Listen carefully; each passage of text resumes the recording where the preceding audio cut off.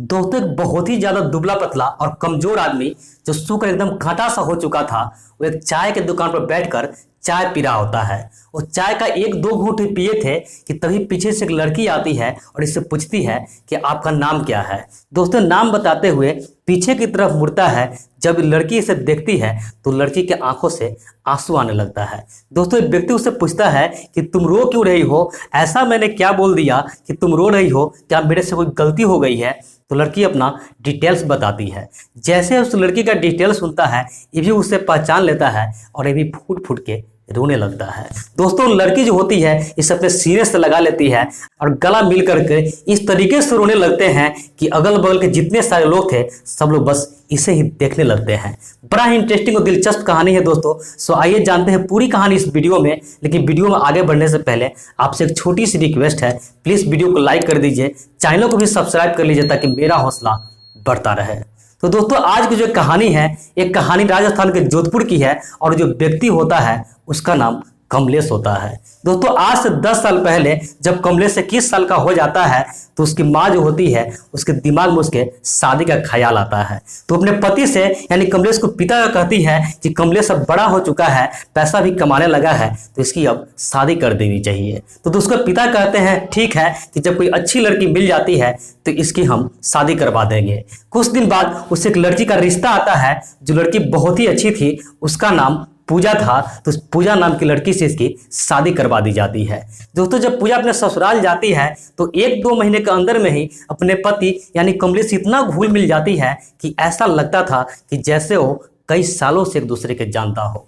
दोस्तों जब भी कमलेश कहीं चला जाता था, अपनी ड्यूटी पे चला जाता था, तो इसको थोड़ा सा ही मन नहीं लगता था, बस उसे ही याद किया करती थी। उधर कमलेश भी जब अपने काम पर जाता था तो भी अपने पत्नी को बहुत याद करता था, उसे भी इसके बिना मन नहीं लगता था। जब वापस अपने घर आता था काम पर से तो जैसे ही घर आता था इसकी पत्नी जाती थी और उसके हाथ में जितने सारे सामान था सब अपने हाथ में ले लेती थी और दौड़ कर उसके लिए नाश्ता बनाती थी, नाश्ता कराती थी और अपने दिल की बात किया करती थी।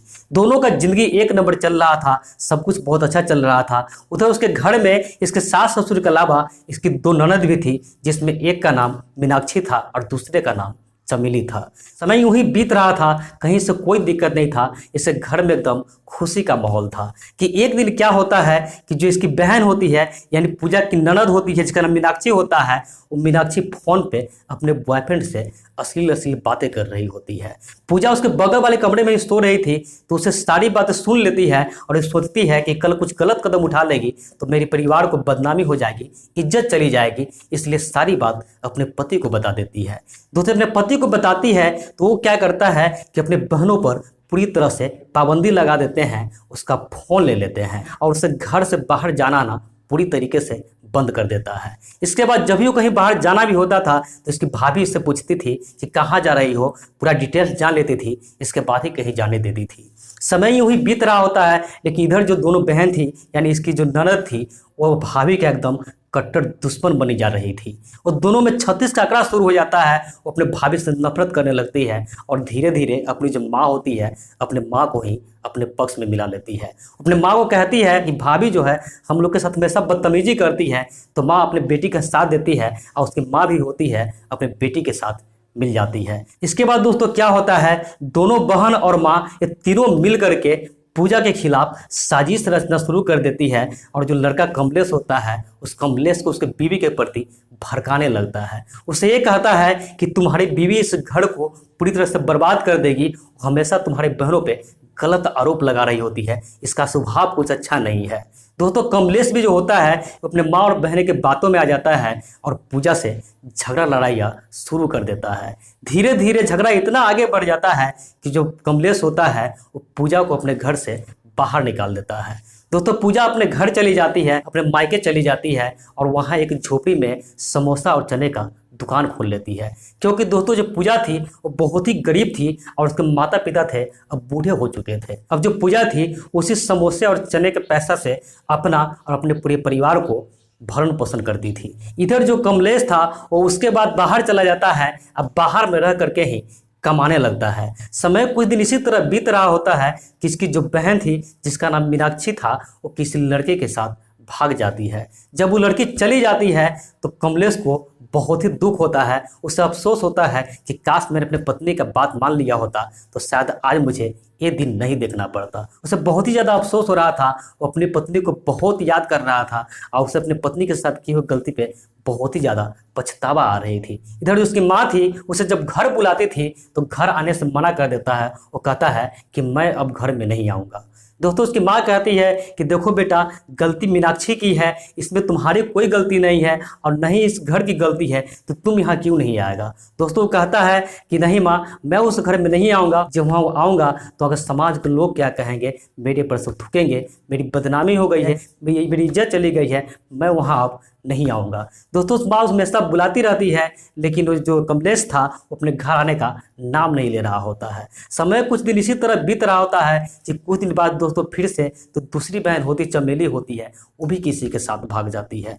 अब तो दोस्तों कमलेश होता है, इस पर एकदम दुखों का पहाड़ टूट पड़ता है। इसके बाद रोने के सिवा कुछ भी नहीं बच जाता है। इसे समझ में नहीं आ रहा था कि अब क्या करे, अपनी इज्जत को कैसे वापस लाए। बहुत ही ज़्यादा परेशान था और बार बार अपने पत्नी को याद करता था। इससे बस इस चीज़ के बहुत ज़्यादा अफसोस हो रहा था कि अपने पत्नी का बात सुन लिया होता, ये लोग का बात नहीं सुनता तो शायद मुझे आज ये दिन नहीं देखना पड़ता। समय कुछ दिन यूं ही बीतता है कि कुछ दिन बाद दोस्तों क्या होता है कि इसकी जो माँ होती है वो भी इस दुनिया को छोड़कर चली जाती है। अब जो इसकी माँ चली जाती है तो कमलेश वापस अपने घर आता है। घर पर आकर के अपनी माँ का अंतिम संस्कार करता है और इसके बाद पूरी तरह से टूट जाता है। ये खाना पीना बंद कर देता है, कभी खाता था कभी नहीं खाता था, क्योंकि ज़िंदगी में अब कुछ भी नहीं था। बस कुछ था तो बस सिर्फ टेंशन थी, गम थी और जो इसकी बीवी थी उसकी यादें थी।